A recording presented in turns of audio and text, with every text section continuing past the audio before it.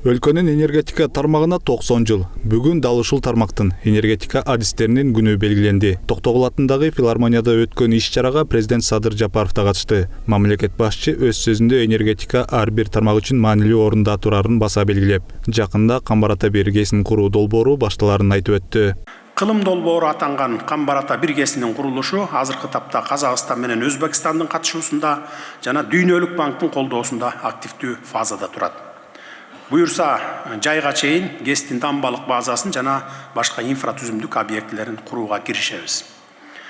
Камбар Ата 1 ГЭСин ишке киргизүү Токтогул ГЭСинин оптималдуу режимде иштөөсүнө мүмкүндүк берип, жай, жаз мезгилинде коңшу республикаларга суу берүүнү жана күз-кыш мезгилинде Кыргызстандын электр энергиясына болгон керектөөсүн толугу менен камсыз кылат.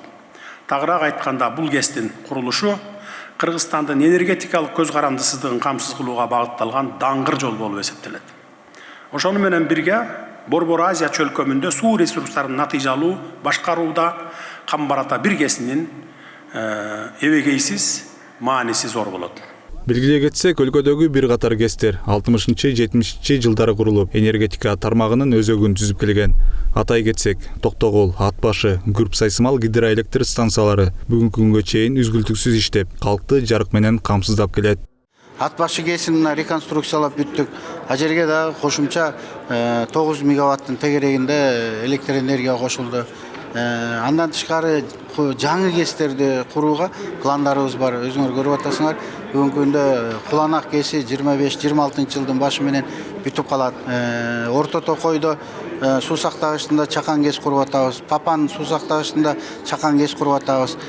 Тар суу сактагычына бүгүнкү күндө Дүйнөлүк банк менен акча бөлүндү. Ажерге жаңы суу сактагыч гидроэлектростанция курабыз чакан. Азыркы убакта энергия системада аябай чоң өзгөрүүлөр болуп атат. Президентибиз чоң станциядан баштап кичинекей станциялар бүт баарын курганга колдоо көрсөтүп атат. Бир убакта токтоп калган бул суроо. Андан кийин башка көп энергия объекттер курулуп атат. Ар бир үйгө жылуулук, жарык бериш үчүн энергетиктер күнү түнү эмгектенип атат. Кыргызстан энергетикасынын ерекшелиги, оны баарыбыз билебиз, ол осы жасыл энергиянын көп өндүрөтүн үлкөн өндүрүс. Сондуктан осы дамып жатыр. Биз биригип иштейин деп аткан жобаларыбыз көп. Орталык Азияда бирге жашап жаткан, сондуктан осы мерекеде барлык әріптестерді шын жүректен куттуктап, алдымен еңбектерине табыс, зор ден соолук тилеймиз.